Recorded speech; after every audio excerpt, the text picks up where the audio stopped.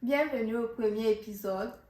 Mais avant de commencer, j'aimerais réellement vous remercier parce que vous avez été nombreux à me soutenir, à m'envoyer des messages de félicitations et ça m'a vraiment touchée.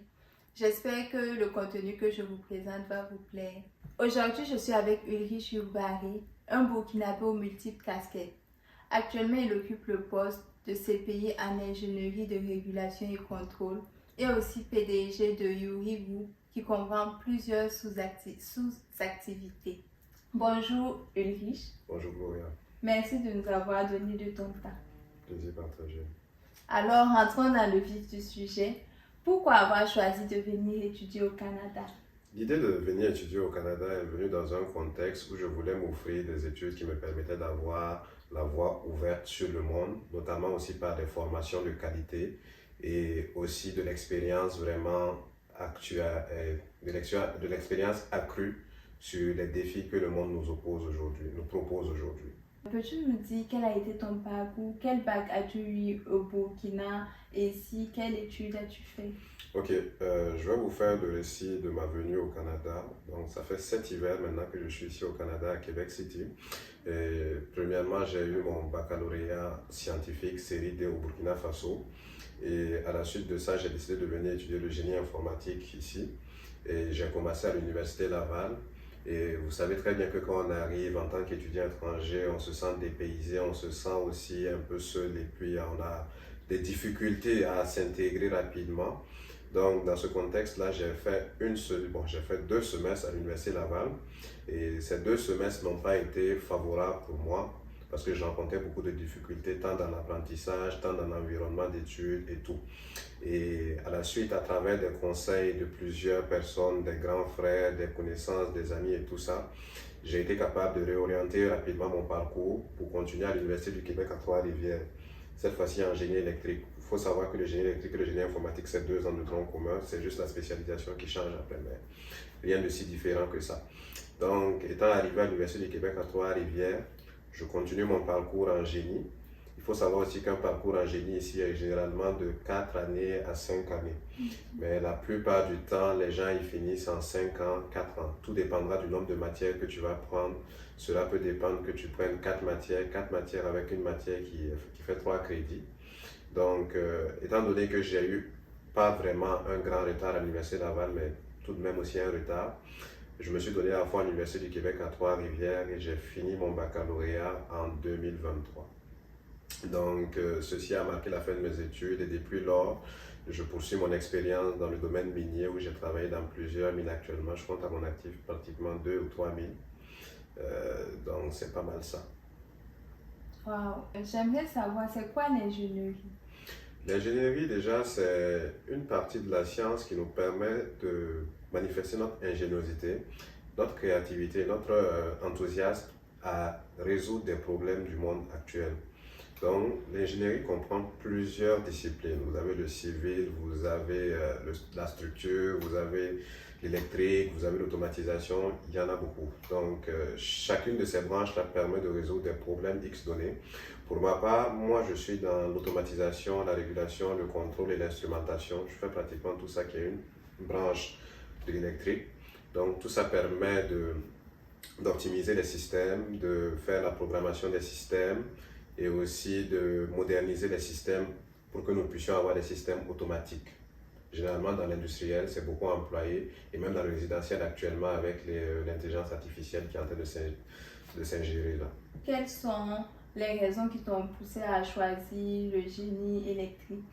Ok, premièrement, ça remonte à quand j'étais enfant, j'étais généralement quelqu'un qui aimait bricoler, qui aimait casser les télécommandes, ces affaires-là, tout le monde, bon, pas tout le monde, mais une bonne partie des gens fait ça. Donc je voulais vraiment comprendre qu'est-ce qui se trouvait, par exemple, dans un appareil, un jour, quelque chose qui le faisait fonctionner. Donc, à la suite de ça, c'est là que vous allez comprendre pourquoi aussi j'ai passé de génie informatique à génie électrique, parce que génie électrique, c'est plus l'application de ce que tu vois. Ça veut dire que tu es capable de programmer, par exemple, une lumière et voir que la lumière s'allume. Donc moi, je voulais plus d'un côté pratique, voir que ce que je fais, ça fonctionne. Donc c'est ça qui m'a plus motivé à continuer là-dedans. Et avec le génie électrique aussi, on se rend compte qu'on a la transition énergétique actuellement avec les énergies renouvelables et beaucoup de choses. Et aussi, c'est un domaine à discipline variée qui offre de multiples opportunités. Donc, la raison pour laquelle j'ai accepté ce domaine-là Et je me trouve assez favorable là-dedans aussi dans la mesure où je souhaiterais aussi ouvrir ma propre firme d'ingénierie au Burkina Faso pour offrir des services. Donc, c'est un peu les motivations qui m'ont poussé là-dedans parce que je remarque que de nos jours, tout le monde c'est BTP, BTP, BTP, mais il n'y a pas que le BTP. Il faut faire vivre les éléments du BTP. Donc, l'électrique est partout. Actuellement, tu occupes le poste de CPI en ingénierie de régulation et contrôle. En quoi ça consiste? Cela consiste principalement à faire de la conception, du design, des schémas électriques, aussi ça fait de la sélection d'équipements pour le résidentiel, l'industriel. Ça participe aussi à faire des mises en service en mettant des systèmes nouveaux qui permettent de mieux faire fonctionner les équipements industriels et même dans le résidentiel comme les portes intelligentes, comme les panneaux de contrôle, ces affaires-là, tout ça, ça fait partie de la régulation du contrôle. En tant que personne de peau noire, racisée, on peut dire, est-ce qu'il y a des difficultés que tu as rencontrées durant ta vie au Canada ou ta vie professionnelle? Ok, je vais prendre un exemple. Bon, étant donné que ça fait quand même assez longtemps que je suis ici au Canada, je ne dirais pas que la population est raciste, pas du tout. Le peuple québécois est très accueillant. En Griffe, nous sommes très accueillants.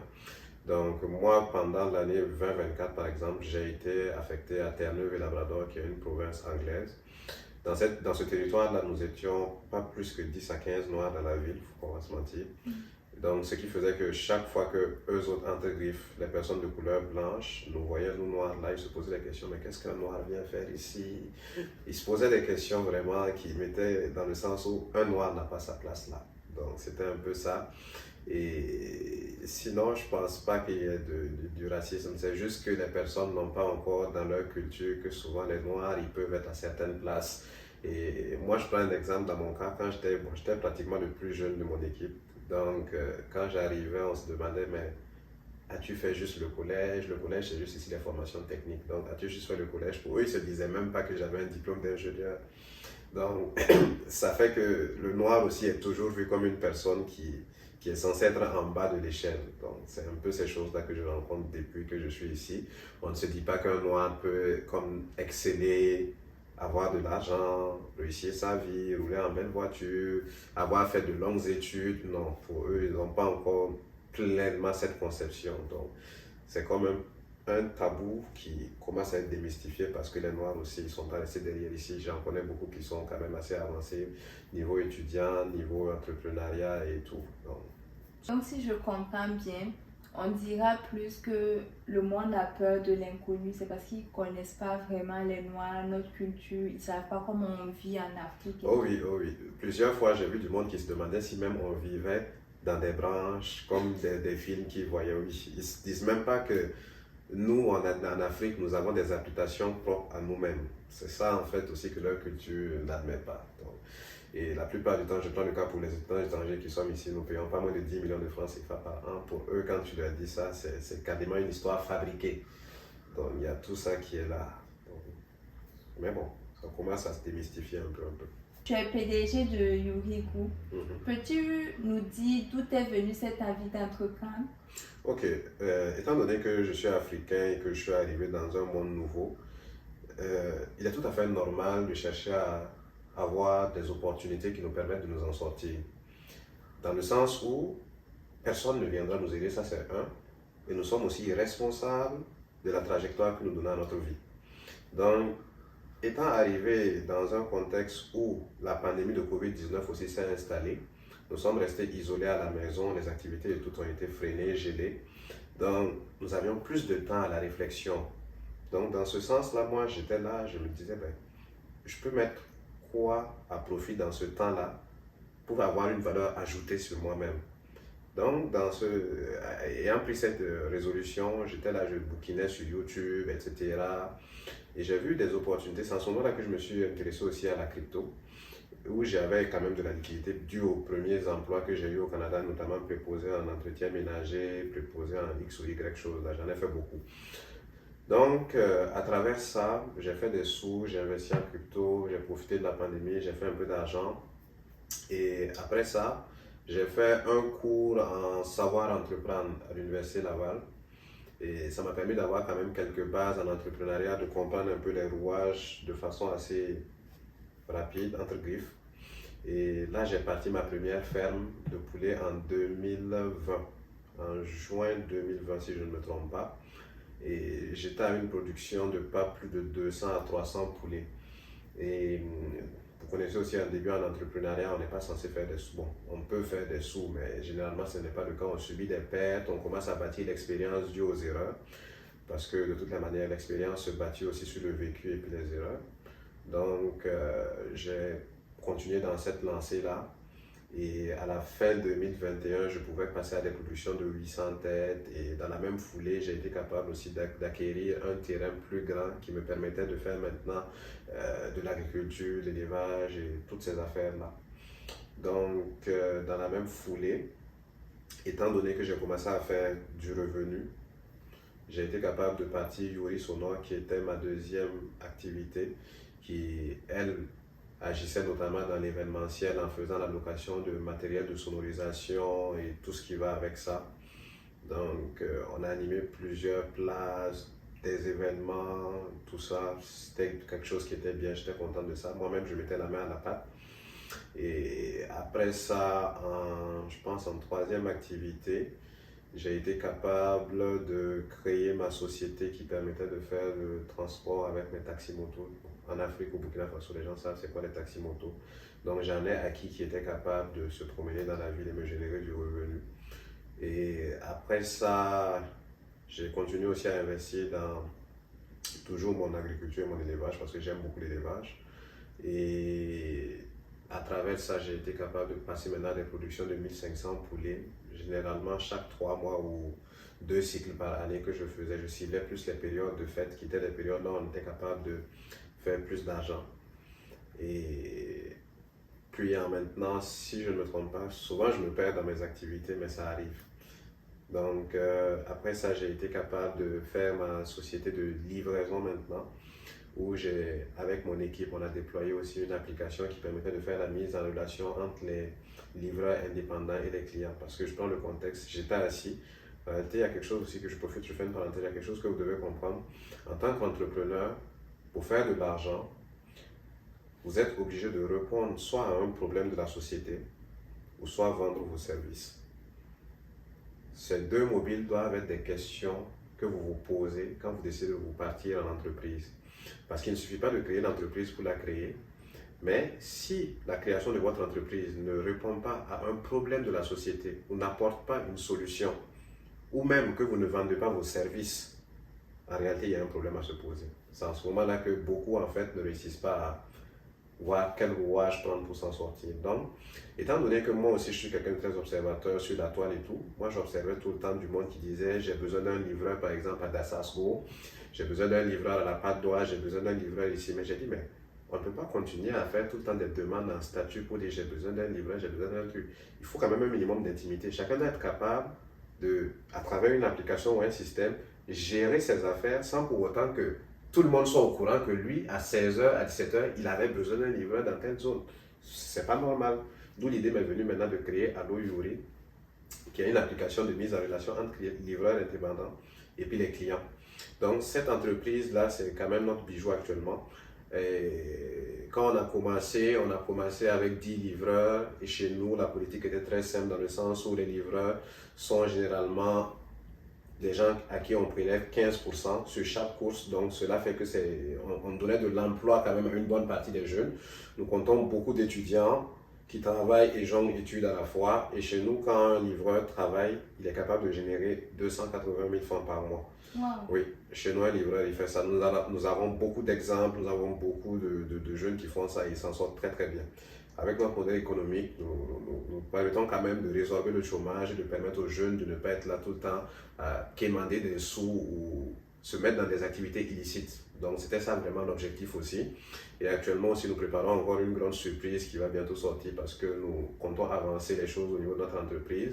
Donc nous avons eu plusieurs audiences avec les différents ministères qui peuvent nous accompagner et vraiment quelque chose de bien aussi va se préparer. Donc c'est pas mal ça avec Yuri, Allo Yuri. Et ça se pourrait que j'ai oublié d'autres activités, mais c'est comme ça. Mais pour le moment, les activités principales qui me sont venues en tête, c'est ça. Mais je suis quand même multitâche parce que je sais que peut-être j'en ai oublié quelques-unes, mais c'est les principales qui me sont venues en tête. J'aimerais vraiment saluer l'initiative de Allo Yuri parce que vous permettez à des étudiants d'avoir un revenu et c'est vraiment salutaire. Par exemple, ici, les étudiants qui sont là, ils peuvent se faire un peu d'argent et être un peu autonomes parce que on a l'opportunité de travailler, de se faire des sous et tout. Ouais. Mais souvent, en Afrique, notamment au Burkina Faso, il y a plusieurs étudiants qui se plaignent parce qu'il n'y a pas d'activité. Les entreprises n'embauchent pas les étudiants, il n'y a pas de travail à temps partiel. Donc, c'est vraiment salutaire ce que vous faites. Oui, c'est vraiment important parce que c'est un peu sur le modèle canadien que nous nous sommes basés aussi pour mettre en place ce système-là parce que pour nous c'était vraiment très important, non seulement pas déjà que nous voulions faire de l'argent, être ultra riches maintenant, mais permettre aussi à ces jeunes-là d'être capables de mettre à disponibilité leur force, leur énergie, leur temps pour rentabiliser. C'était vraiment très important pour nous. Et nous avons plusieurs jeunes de plusieurs universités à Ouagadougou qui peuvent être des preuves vivantes de tout ce que nous affirmons actuellement. Et nous nous sommes fiers de ça, de voir que nous permettons à des gens quand même d'être des espoirs pour leur famille ou leurs personnes qui comptent sur eux. C'est important. Dans toutes tes activités, est-ce que tu as déjà rencontré une grande difficulté qui t'a dit, ça y est, cette fois j'abandonne? Oui, notamment dans le domaine de l'aviculture. Les maladies, c'est chose courante. Plusieurs fois, tu vas avoir des pertes de poulets et des pertes de poulets pour un éleveur sentimental. Ça fait très mal. Ça fait très mal. Donc, je vais prendre un exemple. Je pense que si je me rappelle très bien, lors de la saison de production des fêtes de 2023, j'ai perdu environ 800 poulets. 800 poulets dus à une maladie, ce qui ne m'a pas permis de participer à la vente et aussi ce qui a plombé aussi mes finances au niveau des activités. Donc, c'était pas facile. C'est pas facile, mais c'est des choses qui arrivent. C'est des choses qui arrivent. Il faut juste en tirer les conséquences et faire en sorte de ne plus reproduire les mêmes erreurs ou mieux se préparer. Et je profite aussi dans la même foulée de dire que après cette perte qui est arrivée, moi, dans la même année de 2023, moi j'ai soutenu pour mon diplôme d'ingénierie. Donc je me suis plus penché sur l'application des algorithmes pour essayer d'optimiser en fait les productions. Parce que c'est des choses qu'on est capable souvent de remarquer. Et à travers ça, j'ai développé un système qui est pas 100% opérationnel actuellement, mais qui peut être peaufiné plus que ça, qui permettait de faire la détection automatique des animaux, dans le sens où, à travers le comportement des animaux, on est capable de voir s'ils sont en bonne santé ou s'il y a un problème et d'agir à temps. Je prends un exemple.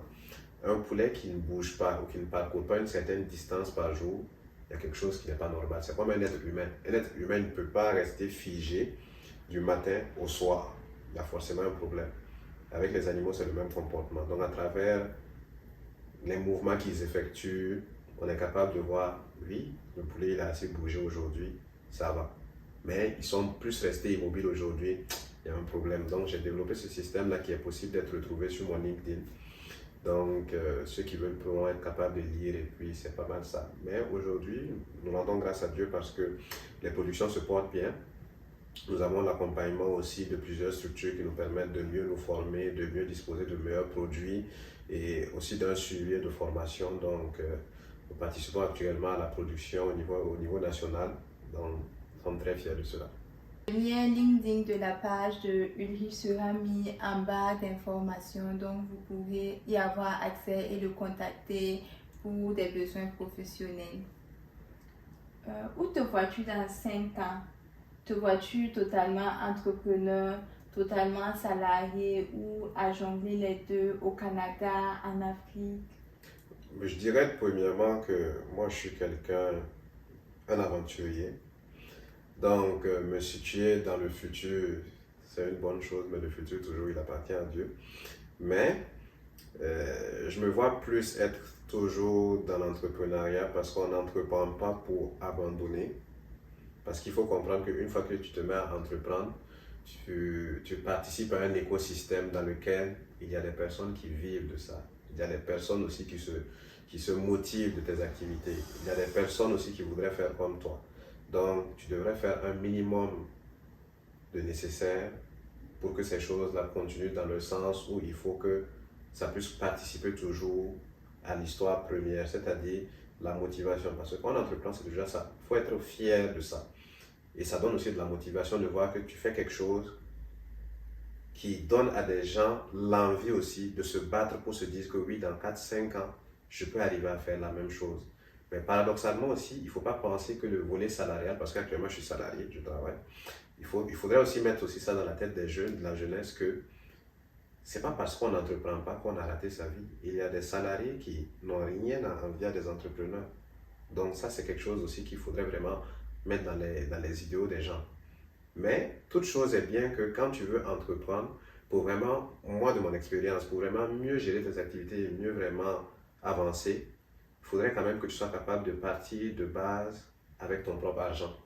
Parce que de l'argent que tu as souffert pour acquérir toi-même, tu as de meilleures facilités à savoir où le disperser ou comment le gérer. Mais partir ton business avec des prêts ou de l'argent de X ou Y, généralement, je ne dis pas que ça ne marche pas. Pour certains, peut-être ça peut marcher, mais généralement, tu le gères très mal. Parce que si tu n'as pas souffert pour l'avoir, tu ne sais pas comment il est arrivé en tes mains, tu te dis, ouf, je peux faire ce que je veux. Donc, moi, j'encouragerais vraiment ceux, si tu veux l'entreprendre, à vraiment partir leur entreprise sous leur propre fonds. Et à la suite de ça, ils pourront peut-être, s'ils veulent étendre à un certain niveau leurs affaires, soit toujours si Dieu leur permet d'avoir les moyens à leur propre fonds, ou à défaut des prêts où tout ça existe. Donc, c'est pas mal ça. Maintenant, parlons d'Afrique. J'aimerais savoir si le génie électrique est un domaine vraiment développé en Afrique ou s'il y a toujours du travail à faire. Il y a toujours du travail à faire, mais actuellement, je dirais que le génie électrique est vraiment quelque chose qui offre beaucoup d'opportunités au Burkina, et même en Afrique, dans le sens où nous avons le soleil en abondance, la population pourra témoigner. Et avec l'essor des énergies renouvelables et tout, il y a beaucoup d'emplois qui peuvent se créer, tels que dans le photovoltaïque, avec les plaques solaires, la fabrication, la maintenance, l'installation, tout ça, c'est de l'emploi en masse. Et aussi la modernisation de nos structures, de transport, de bâtiments, de tout ça, d'automatisation, toujours comme je disais, il y a de l'emploi. Et le Burkina, par exemple, est un pays qui a beaucoup de mines d'or.